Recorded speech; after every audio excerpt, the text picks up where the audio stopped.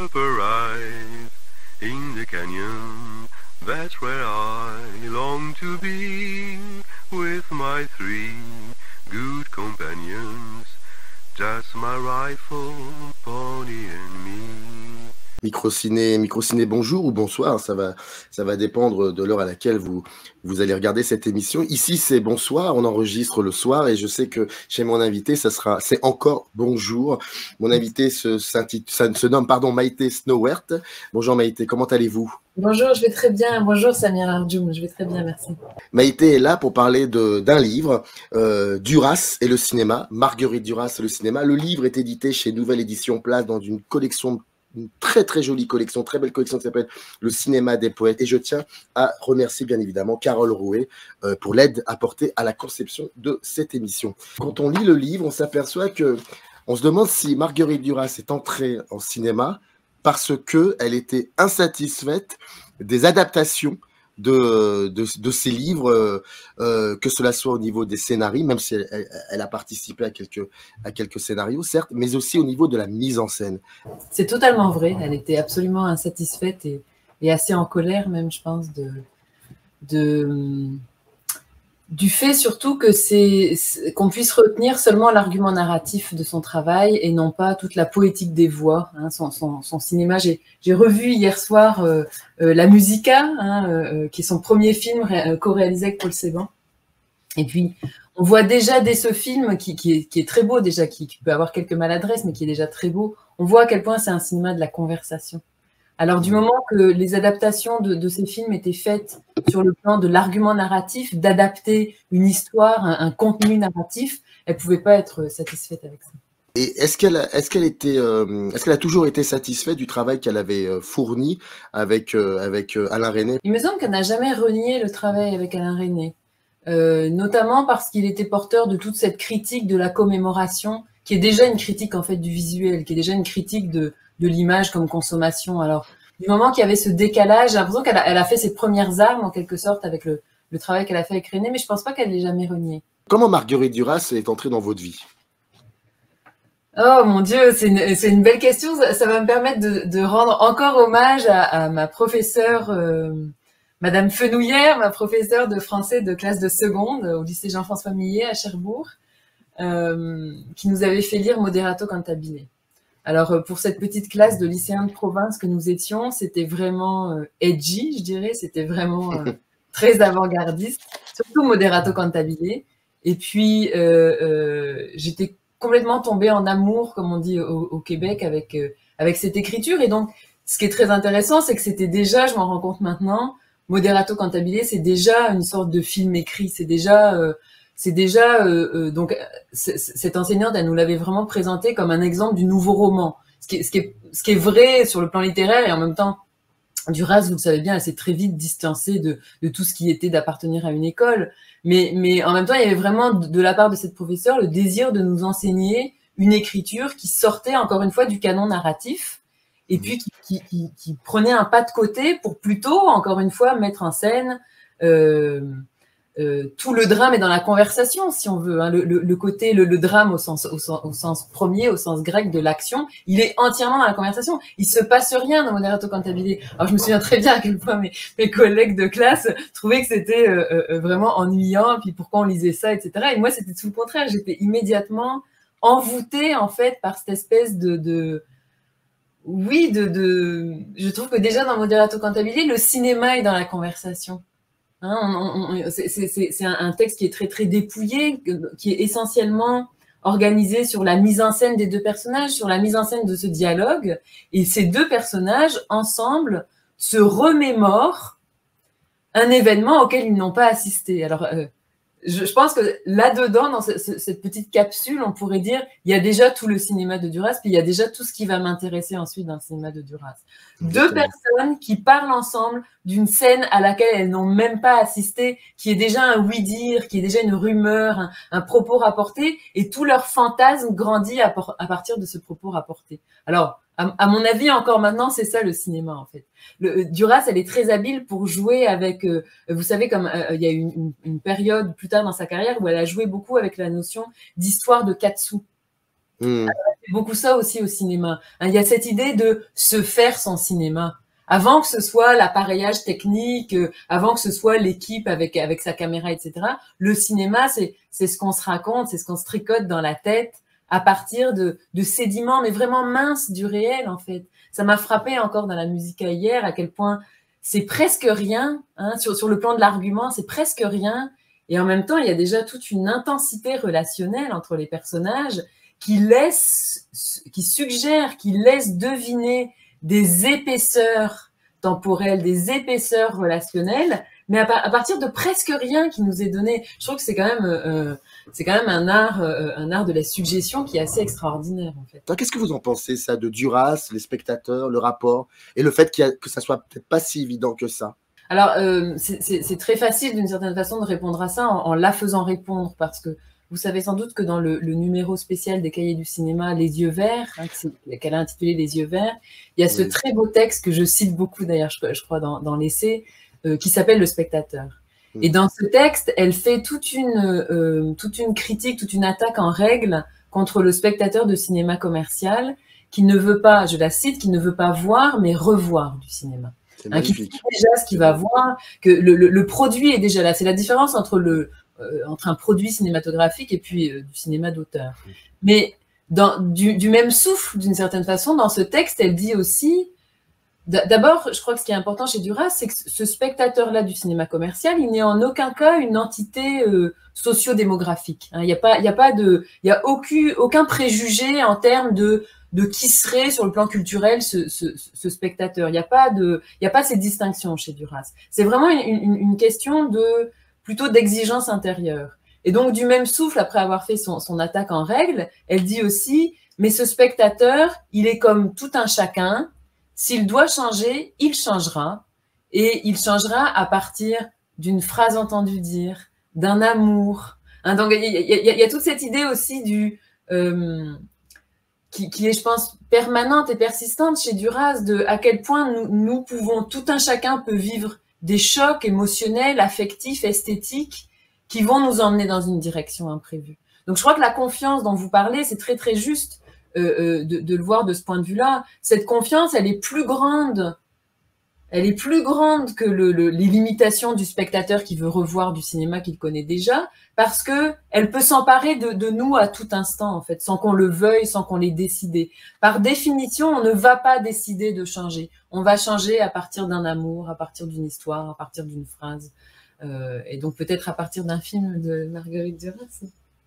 Il m'arrive peut-être aller 2-3 fois par an, généralement vers minuit, 1h du matin, de me réécouter les 2 émissions, et je suis sûr que vous les connaissez, de Serge Danet, Microfilm, avec Marguerite Duras. Et je conseille, mais ardemment, d'ailleurs, il faudrait que celles et ceux qui nous regardent, vous arrêtez l'émission et vous allez écouter ces 2 émissions Microfilm où Duras reçoit chez elle Serge Danet, et ils ont une conversation mais juste impressionnante. Et à un moment, Danet dit qu'il avait relu Les yeux verts, et que bien évidemment il lui dit tu as toujours été en avance sur tout le monde, parce que il y avait une chose que je n'avais pas compris et que je comprends aujourd'hui, c'est que par rapport au spectateur, il dit, enfin, il répète ce que Duras disait, à savoir que Duras, peut-être, ses films font peut-être 200, 300 spectateurs, mais le cinéaste ou la cinéaste qui fait 1 million de spectateurs est jaloux des 300 spectateurs de Duras. Ouais. Ouais. Et je trouve ça, je trouve que c'est quelque chose enfin, je trouve qu'il y a une résonance avec l'actualité avec notre société aujourd'hui, que ouais, ça, en tout cas, de ce point de vue-là, le rapport au cinéma n'a pas changé. C'est juste, je trouve que vous avez raison, parce que c'est ce qu'elle appelle le cinéma milliardaire. Hein.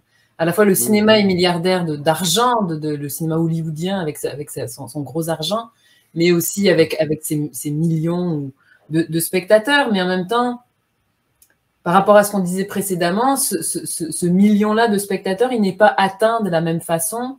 Il n'est pas atteint dans son intimité, il n'est pas rejoint dans son intimité ou dans ce qu'il ignorait de lui-même.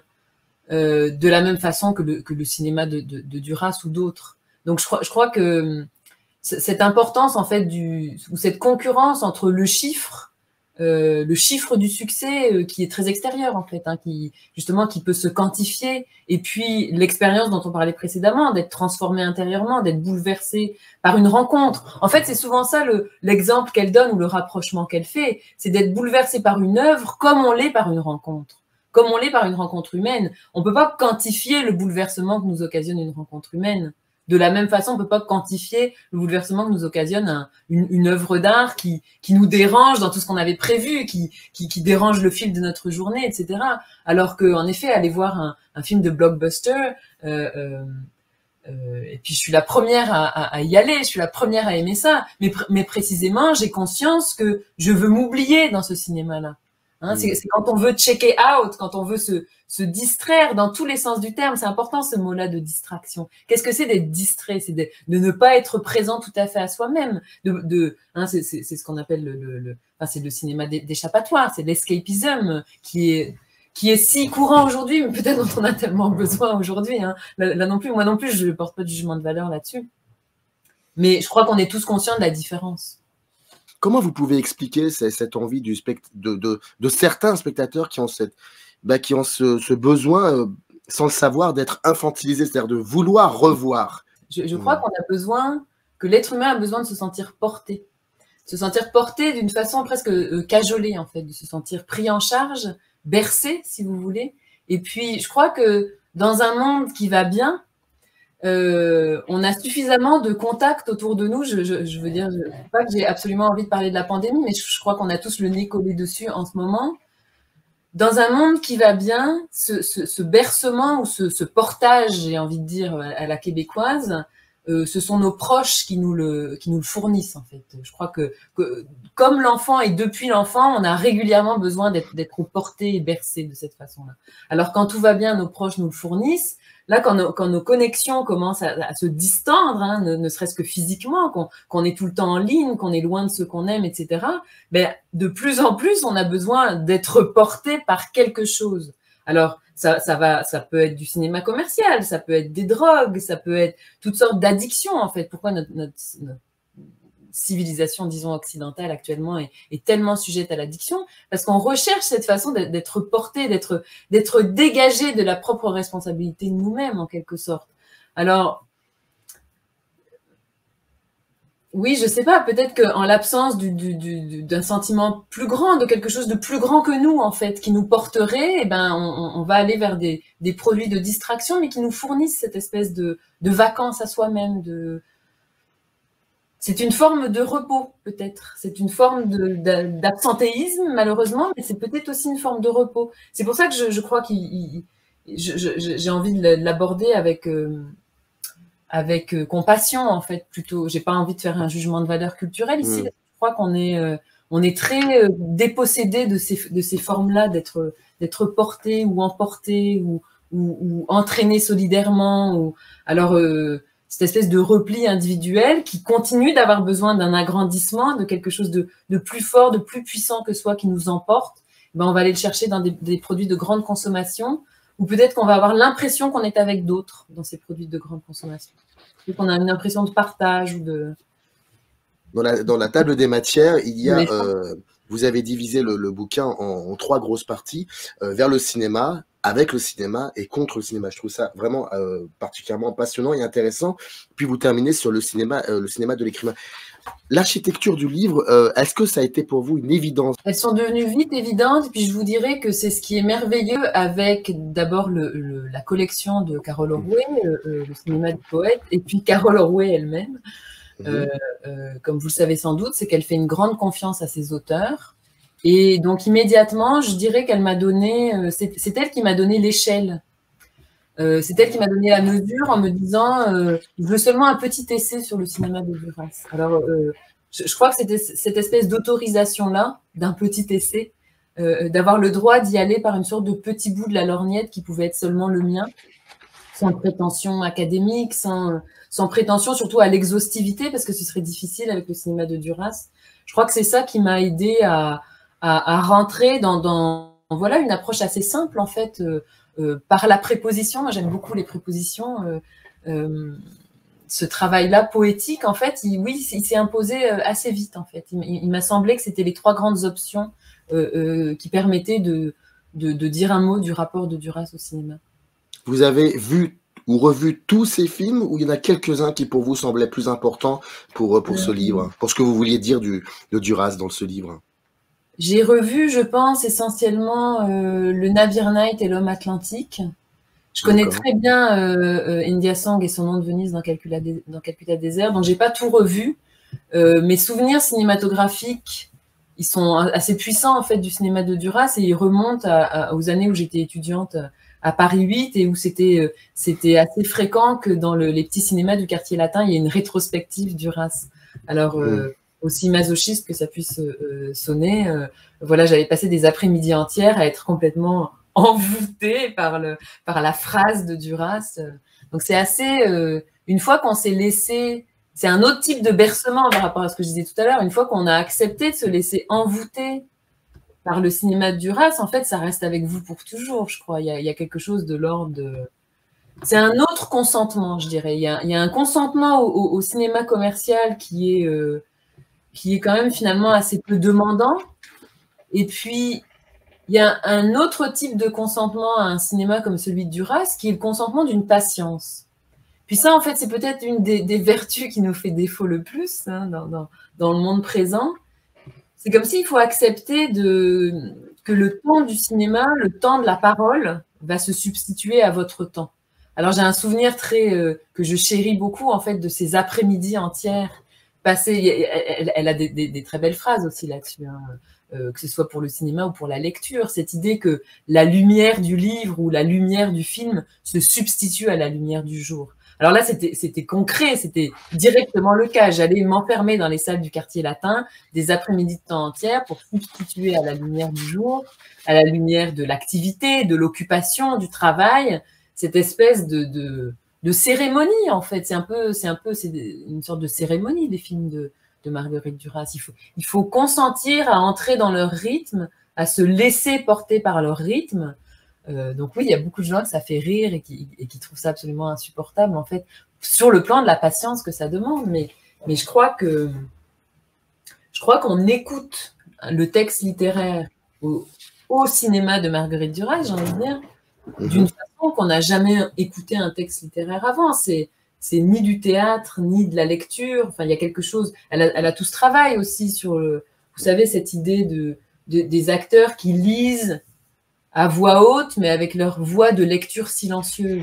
Il y a tout ce transport, en quelque sorte, de l'intérieur vers l'extérieur, oui, ce qui serait de l'ordre de la voix intérieure, qui va venir être mis en scène à l'écran, parfois même en l'absence des acteurs, hein, comme dans Son nom de Venise dans Calcutta Désert, où voilà, on est devant des images et on écoute. On écoute la voix des acteurs. Mais j'ai l'impression que chez Marguerite Duras, le cinéma de Marguerite Duras ne dit rien de la société française, mais par contre dit beaucoup du cinéma, finalement. Oui. C'est un cinéma de commentaires sur le cinéma. Je suis très d'accord avec ça. Absolument. Il y a de cela. C'est presque un cinéma sur ce que pourrait être le cinéma aussi. Il y a quelque chose de l'ordre de... Je ne sais pas comment dire... Oui, plus j'y pense, plus ça m'évoque un rite ou une cérémonie. Il y a quelque chose de rituel, comme si on en passait par ce protocole, en quelque sorte, pour accéder à autre chose, pour accéder à c'est tout le travail du conditionnel hein, dans ces textes. Comme si on était devant le cinéma qui pourrait être fait, ou qui pourrait exister si on était capable d'y consentir. Quoi. On n'est jamais on a affaire au film en face de nous. C'est toujours un peu à propos d'autre chose, toujours à propos de ce que le film pourrait être, en fait. D'ailleurs, je me permets de lire un petit extrait, c'est page 9, c'est tout au début. Vous écrivez « Le cinéma pour Duras désigne plutôt une disponibilité mentale, un déploiement de l'imaginaire que vont susciter certains dispositifs matériels, tantôt la marche, les lieux, le souvenir, parfois l'image filmique, la musique, mais plus éminemment et souverainement l'écriture. Le cinéma est là, dans la rumeur qui, vous l'avez dit, qui donne à voir, selon une expression galvaudée qui prend pourtant tout son sens avec l'œuvre de Marguerite Duras. Ensuite, vous la citez. Donner à voir, Breton l'a employé, n'est-ce pas cette expression? Donner à voir, on le peut aussi bien par un livre. Écoutez, quand vous passez d'un écrit d'un texte quelconque, j'ai horreur de cette terminologie qui consiste à dire roman ou récit ou poème ou conte. Quand vous passez d'un récit, c'est-à-dire de l'écriture à l'image, c'est en quelque sorte abandonner ce que Breton appelait les 1000 possibles d'une chose, d'une représentation. Il y a comme ça chez Duras... on a cette impression que le cinéma est en elle et dans ses écrits depuis toujours. J'ai l'impression qu'elle a un rapport passionnel avec le cinéma. Vous ne pourriez pas avoir plus raison. Moi, j'ai trouvé la trace de ça. Bon, je suis sûrement pas la seule, mais j'en avais parlé dans un article. Pour moi, ça commence vraiment dans Le ravissement de Lolwestein. Si vous vous souvenez, le personnage de Lol, dit le texte, invente de sortir tous les après-midi. Cette expression même, le choix de ce verbe. Lol inventa d'aller marcher tous les après-midi. Et en effet, cette marche de Lol, donc c'est, si je puis dire, encore un roman, Le ravissement de Lolwestein, c'est seulement un roman en termes de terminologie littéraire.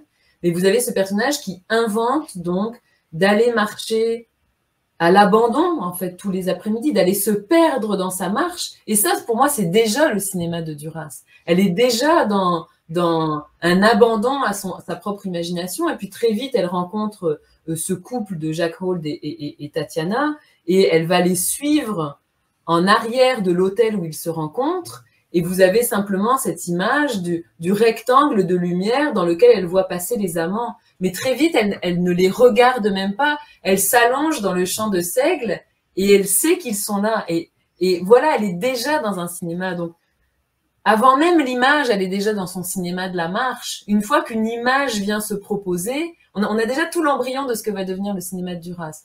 Cette image vient se proposer, ce rectangle de lumière, c'est assez explicite, avec deux personnages qui y passent, qui sont liés par le désir. Mais en même temps, très vite, elle ferme les yeux, elle n'a plus besoin du rectangle de lumière. Et en fait, si on suit l'évolution du cinéma de Duras et l'évolution de sa réflexion sur le cinéma, elle va en venir je dirais, de films dans lesquels il y a encore des acteurs, vers de plus en plus un absentement de l'image par les acteurs, une importance de plus en plus grande de la voix, et puis finalement, ce qu'elle va définir comme l'image quelconque. C'est-à-dire, on n'en a plus besoin de l'image pour rêver. Si le cinéma, c'est cette chose mentale qu'on active, en vérité, d'une certaine façon, on n'a jamais vraiment eu besoin des images. Elles sont là mais parmi d'autres, ou elles sont là pour nous fournir une disponibilité mentale, en fait. Et c'est cette disponibilité mentale qui nous ramène à nous-mêmes d'une façon comme ce fameux spectateur qui va changer. Donc oui, dès le ravissement, le mot même de ravissement. Qu'est-ce que c'est le ravissement de Lolwestein si c'est pas le cinéma qu'elle se fait? Page 17, vous reprenez, vous citez Marguerite Duras qui dit « Je n'y avais jamais pensé au cinéma, j'avais beaucoup écrit, et lorsque René est venu me trouver, j'ai fourni un travail pour le cinéma presque involontairement. Il m'a demandé une histoire pour le cinéma et il m'a demandé d'écrire cette histoire comme un roman. Donc voyez-vous, c'est tout à fait dans l'innocence que je suis venu, sans la moindre idée sur le sens du cinéma.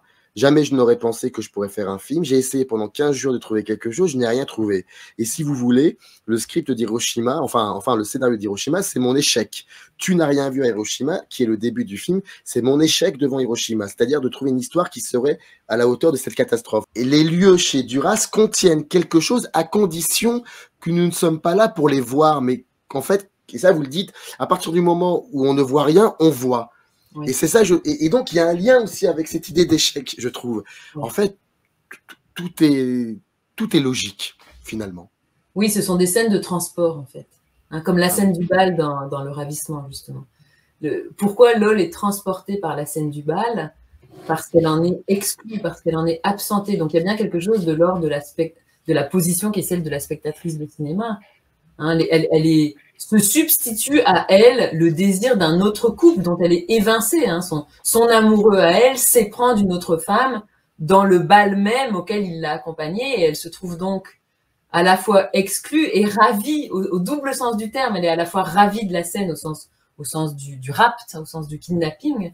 Elle en est enlevée, retirée, et en même temps, parce qu'elle en est retirée, parce qu'elle n'est plus l'une des protagonistes, elle peut en devenir la spectatrice à part entière, la spectatrice à 100%.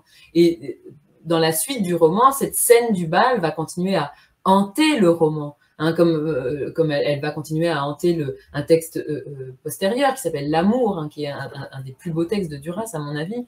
Il y a vraiment cette idée de l'écho, de la légende.